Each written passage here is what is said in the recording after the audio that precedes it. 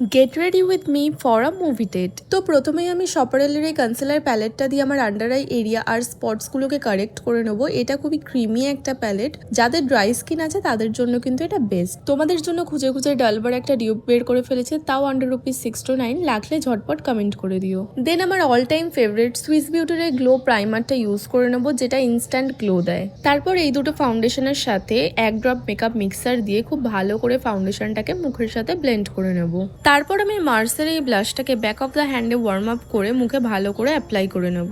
আর এই স্পার্কলিং ফিক্সারটা নিয়ে যত বলবো তত কম, তোমরা নিজেরাই দেখো কি সুন্দর গ্লো এটা দেয়, প্লাস মেকআপটাকেও কিন্তু ইন্ট্যাক্ট রাখে। তোমাদের লিঙ্ক লাগলে কমেন্ট করে দিও, আমি দিয়ে দেবো। এবার আমি আইব্রো ডিফাইন করে নেবো সুইস বিউটির এই পেন্সিলটা নিয়ে। দেন আইব্রো ট্যাটু ইউজ করে নেবো। এটা সারাদিনের জন্য আইব্রোটাকে কিন্তু একদম ফল হতে দেয় না। তো এবার আমি একটা শ্যাম্পেন কালারের শিমার ফুল আইলিডে ইউজ করে নেবো। লিপ কম্বোতে আমি ব্রাউন লিপ লাইনার দিয়ে আউটলাইনকে স্মাচ করে একটা পিএইচ লিপ টিন্ট ইউজ করে নেবো। আবার সেম লাইনার দিয়েই লিপটাকে ডিফাইন করে নেবো। আর এই পিএইচ লিপ টিন্টটা কিন্তু নিজের কালার চেঞ্জ করে, ঠিক তোমার আমার এক্সের মতো।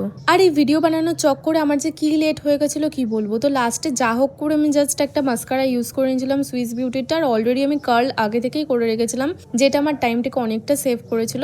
তো এটা হলো আমার ফুল লুক। কেমন লাগলো কিন্তু অবশ্যই জানিও তোমরা। মেকআপ আর আউটফিটের লিঙ্ক লাগলে কমেন্ট করে দিও।